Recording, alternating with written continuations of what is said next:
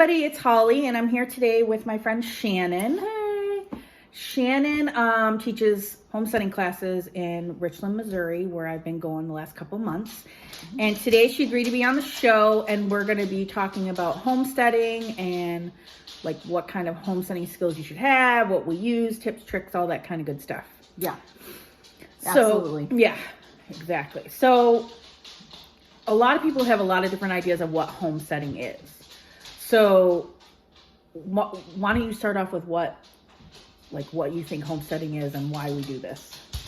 Homesteading for me personally is any opportunity to create for yourself a piece of sustainability, no matter how you do it, be it in a 2-liter soda bottle or in the ground outside, be it chickens that you raise yourself to eggs that you collect yourself to eggs that you barter with your neighbor for. That's homesteading, and homesteading can happen anywhere, absolutely anywhere. And the reason why we do this is because we need a sense of self that we are not getting from the environment that we've created, right? And we want to be more self-sufficient. So, right. Well, that's how we get that sense of self, though. I think by being in charge of what is going on in our lives creates a sense of self that it's very empowering, and I think we've lost that. I think we've lost that control. I agree. I think a lot of younger people nowadays don't know how to do basic survival skills. What if something happened to the grocery store? And it's not, and it shouldn't even be she has a donkey. My great Dane, Jackson, and they're fighting. Everybody knows Jackson and JoJo. They're fighting. He's a donkey. He tried to jump on her when she first came, almost knocked her over. He's huge. He's huge. But as far as even sustainability skills or survivability skills, it really even shouldn't be like that. We're thinking about it. I'm gonna hold. So it's not even really so much about survivability skills or having these skills. This is just how we should be living. Our grandmas tried to teach us this. Yes. You and I. Yep. Our parents didn't listen. And we didn't listen. Right. And if we did listen, we were little, so we missed it.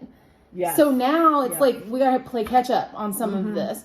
And this is actually how we should be living. It should be literally no different than getting up every day and making a pot of coffee. Yep. Collecting eggs. Just a sense of community too. Yeah. And they don't have that anymore. People don't know their neighbors. No. And they don't know the guy down the street. I'm okay with not knowing my neighbor. I mean, I know, but you don't if I ran out of sugar or something like that, you know what I mean? Yeah, I want to know that if something's going down and I'm hollering in the yard help, my neighbor's gonna come and help me. Yeah, for sure. And we do need that sense of community. And I remember when I was a kid, my grandmother, my Nana, lived with us, and she used to go out to the yard, not even the garden, the yard, and collect dandelion. Yeah, dandelion leaves, and she put it in our salad, and I was always like, that is so disgusting. No, but it should be normal. Right. That should just be what we're doing. Right. I think that's why I started teaching the classes, was because we missed grandma's message. Yes, exactly. We did. Yep. Mm-hmm. Yep. I mean, and some people in the homesteading community have sourdough starter from when Did your grandma own your sourdough? No, actually, I got one from Tammy, and she came to the Share and Compare class and brought sourdough starter. Oh, yes, really? She did? I missed that. I mean, I used to do sourdough, and my family doesn't like it. They don't like the bread. They don't like anything. It's good bread, though. It is good bread. Yes. They're like, I made sourdough brownies for my son because he really likes brownies, and he was like, these taste funny. I was like, they taste good. Yeah. They're not box crap. I've made pancakes, cinnamon rolls. Pancakes, by the way, are amazing. Yes, I've made pancakes. Yes, they're good. They're good. And that was out of the discard. Yeah. But no, I don't. My starter came from, but I do have a kombucha SCOBY that is probably 20 years old. No way. Yeah. Somebody, a woman, Jacqueline, if you're watching, thank you. She gave me kombucha whatever, Scoby. Yeah. Scooby. I said Yeah. Scooby. And A lot of people say Scooby. my son's Great Dane, he calls him Scooby because he looks like Scooby-Doo. Yeah, But he does. so she gave me a Scoby, and I haven't done anything with it. I put it in the fridge because I don't know why. I'm like, I'm gonna like something that, because I tried water kefir and it was disgusting. No. And then I tried ginger bug. She did not get good water kefir if she thought it was disgusting. I'm just going to say that right now. And I think I was doing it wrong. Like, something wasn't right because my husband drank it. My kids were like, this is gross. This is disgusting. Yeah, no. So it tastes literally just like water that you flavor with whatever fruit you put in it. See, it just tasted like vinegar. It was disgusting. No. Yeah, okay. You didn't. Something happened in your fermentation process. Huh. Yeah. Yeah, it was gross. I couldn't do it. I was like, forget this. I'm out. I'll help you with the kombucha before I leave today. Yeah. Is it dead? Like, because it's been in the fridge. Probably not dead. Oh, good. All right. Probably not dead. Because I want to try it. They're really resilient. Okay, cool. They're really resilient. So now, what does kombucha taste like? Well, it depends on in all honesty, it depends on where your culture comes from. Okay. I have, in my experience, cultures that are created from store-bought brands are very, very vinegary and tart. Okay. I happen to have a strain that come from a lady I found in Vegas like 20 years ago. No way. That's cool. Yeah, and it really is. Yeah. Were you in Vegas? Or? No. Actually, I found her online, but it's Shannon Scoby Queen. If I don't think she sells anymore, but some of you all might know who she was. Or is she just isn't Shannon Scoby Queen anymore? But she had this Tibetan strain. No way. Yeah, it was actually, the story was really neat. But that was the best Scoby I've ever. Really? And I've tried a lot of different strains. This particular strain, in my opinion, tastes just like tea. Really? It does. Yeah. You would not know it was fermented. See, that's what I don't like carbonation. Yeah. So that's why I think I have a problem with a lot of the stuff, because I hate carbonation. So, but if your kombucha just tastes like tea, I really like tea. I'm a tea It tastes person. just like tea. Okay. I'll have to try it. And my water kefir tastes like clear soda that is the flavor of whatever fruit you put in it. See, I want my son to Orange start is drinking. my favorite. Okay. Yeah. I want my son to start drinking because he drinks so much soda. Yeah. And I'd rather have him drinking water kefir. So if I can get it right, maybe he'll drink it. I don't know. I mean, he really likes cola, and and I keep telling him there's no natural flavor in the world. These are all very historical ferments. I mean, Scoby's kombucha is over 3,000 years old, documented. Right. You know, we should already know these things. Right, exactly. I should have been drinking it my whole time instead of our Kool-Aid. entire lives. Yep. Our Kool-Aid should have been water kefir. Yeah. Flavored with fresh fruit. See that? Yeah. Yes. I agree. Our digestifs that we drink after meals or before meals or to maintain electrolytes should be oxymels and shrubs and kombuchas. Yeah. Huh. Yep. I definitely need to try whatever you got. Yeah. Whatever you got. Yeah, I got the goods.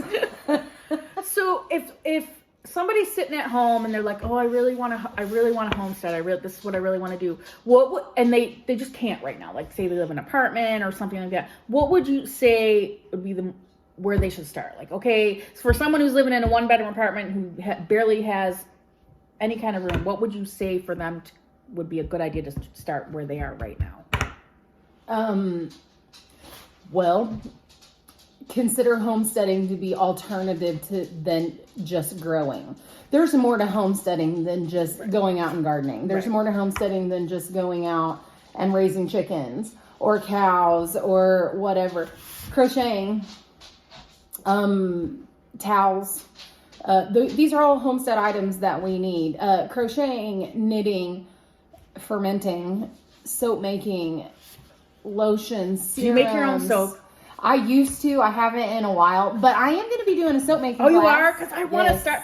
But as I have a really bad history with burning myself. Yeah. So I've been afraid. No, I'm going to take the fear right out of it. I want to do it so bad because I really want. And it's so easy. Once I stand in front of this class, this is what happened last time. We have another lady that now makes soap because she attended my first, because I used to do this years ago.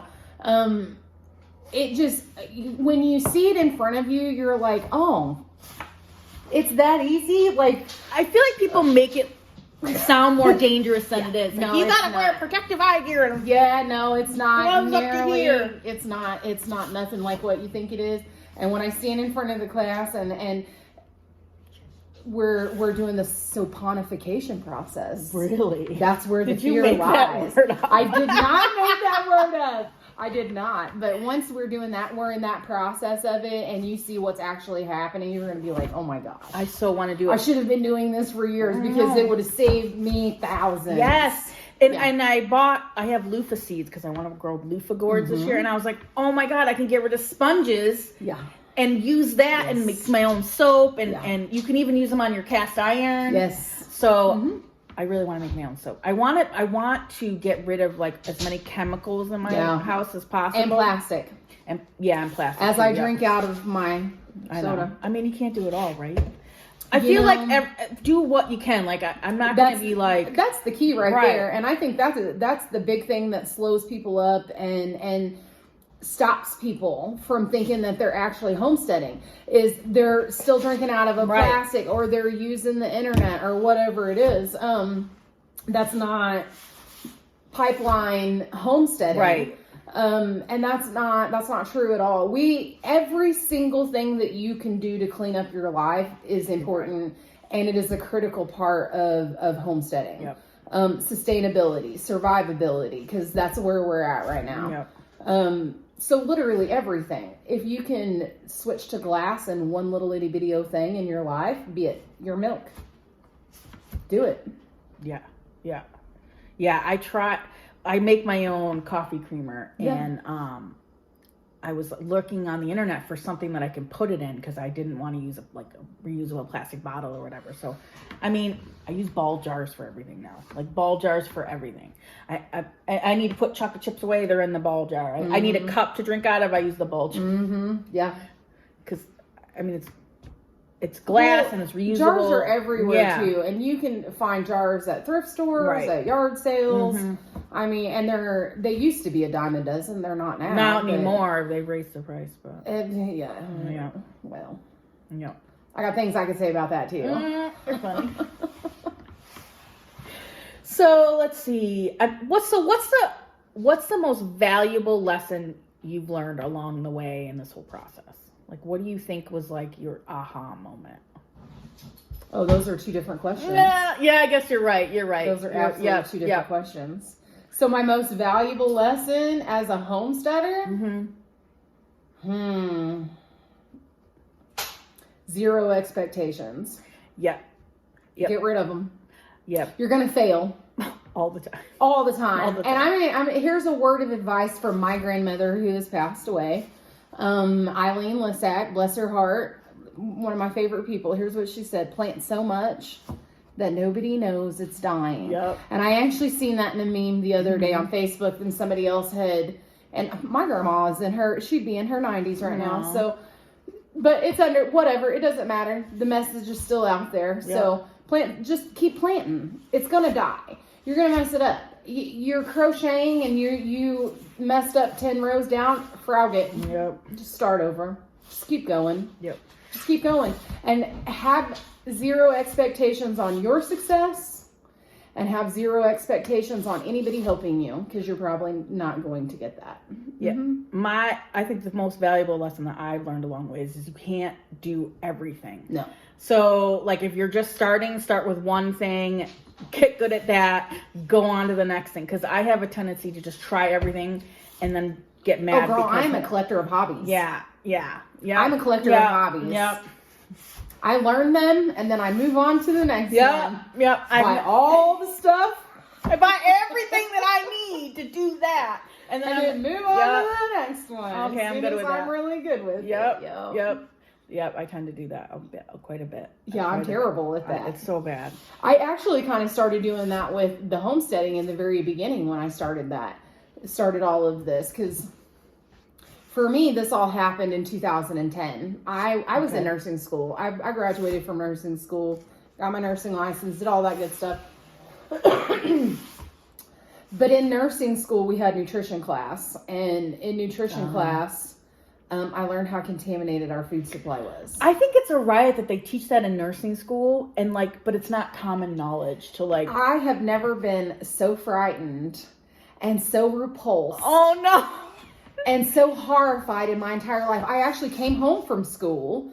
My poor children. I have 4 children. Oh no! So I'm in panic mode because I just found out about glyphosate and Cheerios, and I lost my ever loving mind.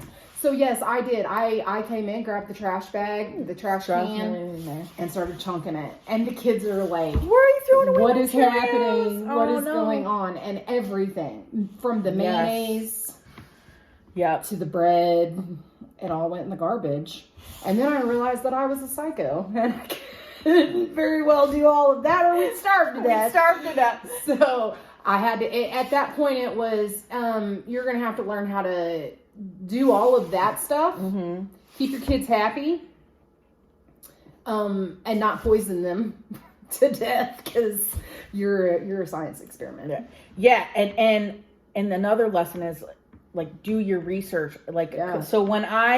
So when we moved here, I thought I had elderberry bushes all over my property, and I was so excited because you guys who follow me know this story, but I wanted to make elderberry syrup to avoid getting sick in the winter and all this other stuff, right? So I picked all these berries and I put a picture on Instagram, and I was so excited.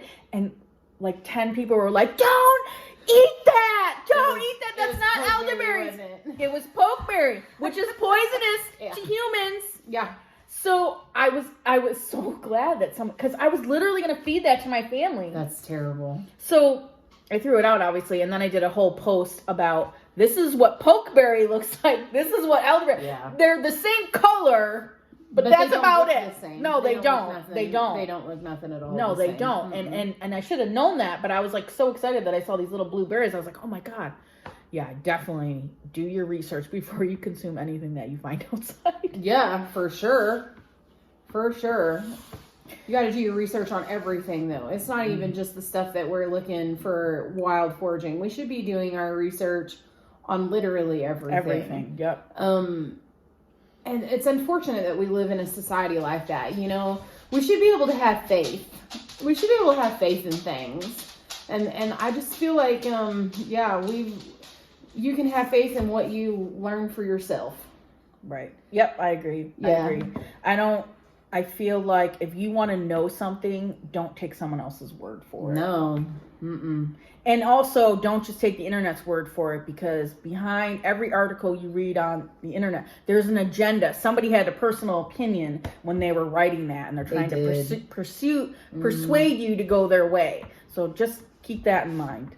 I don't know, anything else you want to talk about? I mean, we could go on for days, but... I could go on for days. I really could. I got a class coming up. We could mention that. Yeah. What's that? So let me actually tell you what I do. I'm Shannon, so I teach homesteading classes. So I actually started doing this after nursing school. Oh. So, really? Yeah, no, I'm not even playing. I had an existential crisis over this.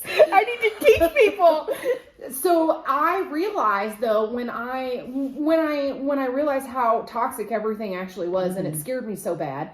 And then I realized I knew absolutely nothing about how to navigate a world without those items. Right. And my grandma had passed away, so who was going to teach me?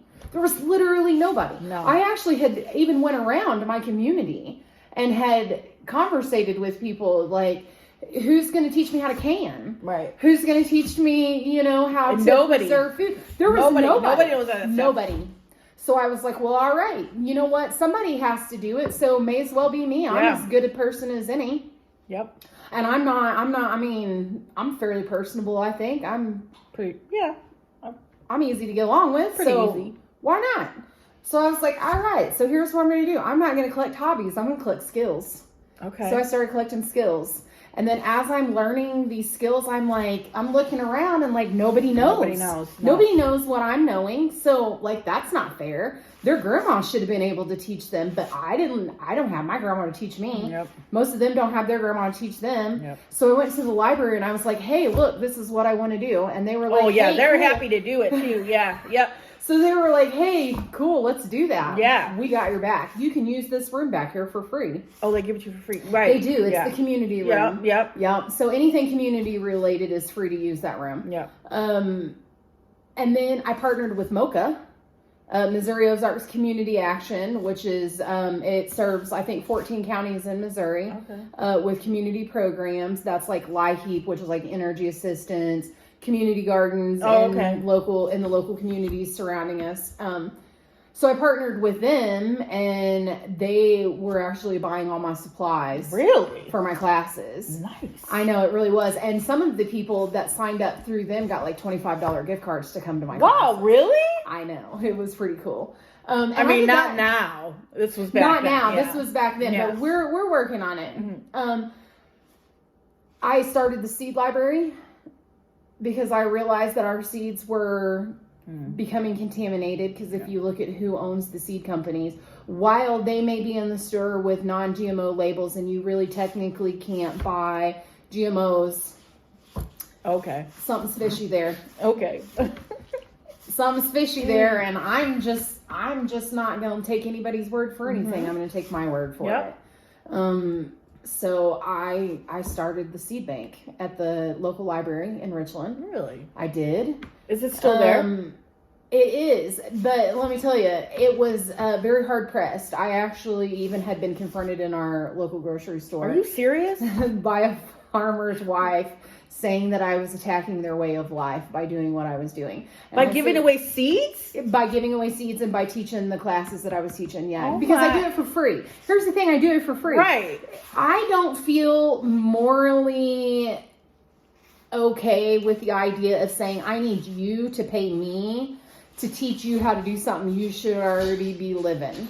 Because they do the same thing but unethical. Okay. I think it's unethical. But the thing is they wasn't doing the same thing. Nobody, they do it in their lives. They don't teach people. And that's the difference between me and them. They do it in their life. They don't teach those skills to people. And I was giving that away. Okay. I really think more than anything, it boiled down to the seeds. Yeah. I am anti Monsanto, Syngenta.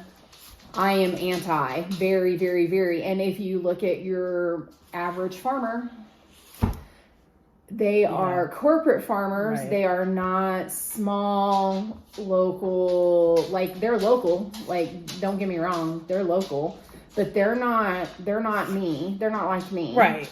They get government subsidies, which is welfare. Let's get right down to that. That's going to be controversial. Oh, that's going to be controversial, but it's welfare. I don't care who you are. They had the farming practices that are given to us by our government are destructive, and I am against that. And that is also, I believe, why they felt I was attacking them. The way we did things in the 1920s and before is not the way we do things now. Right. We can already very clearly see a deterioration in our soil quality, our water quality because of it, and we are seeing diseases like chronic wasting disease in our wildlife. I firmly believe that has to do with farming practices and the chemicals and the methods that they use. And that's an attack. And there's just nothing I can do about how people feel about that. Right. And I don't really care. So I went ahead and taught my classes anyway, and I just kept teaching them. Mm-hmm. And I've taught kombucha making. I've taught food preservation on multiple levels, from fermenting to dehydrating to water bath canning, soap making. Like if your grandma could have taught it to you, I was teaching. that particular skill. And it was right after I went and learned it. Because who else was going to do it, Right. So I was like, that's what I did. And I did that for like, I don't know, 2-3 years. And it was great. I always had a good turnout. We always had 15 people at minimum. Nice. At every class. And that is wonderful. Yeah. Especially in a community of 2,500. Yeah, it's a small. You know, small, I mean, 18 to 2,500 people. 15 people is actually really, really good. Yeah. Especially in person, you know, and I was really excited about that. So, and we did really, really well. And then I moved away and I just felt like, I'm going to let people sit on this because here I am ahead of my time. If I've got people saying, you're attacking my way of life. Right. I'm ahead of my time. So I put a pin in it and now I'm back and people are ready. I mean, we had standing room only at the last class. I know. There was a lot of people there. Yep. And I'm hoping the next class will be on the 16th. And what's this class? And this is going to be water bath canning. I'm going to do the water bath canning again. Yeah. We had a lot of people who they just hadn't, I wasn't on Facebook at the time. Yeah, we didn't have a lot of turnout for the first class, but I think there are a lot of people nowadays that want to learn that. So. Well, yeah, I kind of did a little at the seed swap because we did a seed swap. Yeah. Where I was asking people what do you want to see, and water bath canning was what kept coming up, and I thought, let's just go ahead and do that and get it over with, and then I'm looking to see what my next one's going to be. Yeah, so I'm hoping to do something really cool. Because you should do one on kombucha. I will do one on kombucha, but probably not until the fall. Okay. Because we got to do garden stuff now, like what's in the Well, and I'm thinking of doing because we just did a Garden 101. That was the standing room only class that Dwayne hosted. Presented. I hosted, he presented. And then I'm thinking about doing a Garden 102. Okay. We didn't really get a chance to talk about like different types of containers that can be used. We didn't get a chance to talk about fertilizers. No. And we didn't get a chance to talk about saving seeds. Yeah, because I want to start saving my seeds. And I just think we need to do that, and I think we should do that before people start getting stuff in the ground. Right. And we're about there. And then I'm going to do a soap making. I'm going to do a sourdough class, and that will be Amish friendship bread and sourdough together. Okay. So I'll be doing 2. Do you have both? No, but I'm going to make the other one. You are? Yeah. Okay. And I'm dehydrating sourdough right now to powder up to hand out to people as like a takeaway. So if you dehydrate and make it into a powder, you can revive that the same way you do with flour? Mm-hmm. Oh, okay. We're just going to add some water to it and then start feeding it. Okay. Yeah. Okay. Yeah. That's what I did at the last class. The last time I did classes is at every class, I always made sure that people were either hands-on, up close in it, or they got to take something home. Yeah. And I yeah. Because I'm more of a hands-on learner, but if I have to sit there and listen to someone talk the entire time, I better get something. Right. I understand. That's what I'm saying. And this is what I'm saying. And I'm going to say this to you, YouTube, and anybody that's listening to this. If you have skills, go into your community. This is important right now. No one's coming to save us. We have to do that ourselves. I'm sure many of you have heard trust the plan. We are the plan. Yeah. The plan is go into your community network, find out who your aldermen are, find out who your mayors are, find out when your voting dates are, find out who where your district is, who your district representatives are. That dog is a donkey. I'm not even playing. He's a donkey. You see something out there. I don't know what is going on. And if you have skills that you are willing to donate your time to share, because here's the thing, you can charge people, but they're not going to come. They're not. No. Go to your library. Your library has a community room, and go teach these skills. And let's build a network. That's one of my goals with this. I actually want to build a network because I'm a little worried about our supply chain. I don't know how everybody else feels about this, but I'm a little worried about our supply chain. So I am in Richland, and I am in a tri-county area. So Richland is Tri-County to Lebanon, Missouri, Camdenton. There's Iberia, there's Crocker, there's Lakeway, Waynesville, St. Robert, right? Those are all local communities. Richland is the hub of that. Yeah. I am teaching these skills to these people in this area that I'm hoping, this is the plan, they're going to go out into their communities and they're going to share and they're going to develop something that they can produce. Yep. That they will be able to barter with their neighbor. And we don't need to worry about our supply chain because we will be the supply chain. That's the goal. Yep, I agree. Yep, that's the goal. So I think that's it for now. I think that's pretty good. Sounds great to me. Well, thank you so much. Yay. Bye. Bye.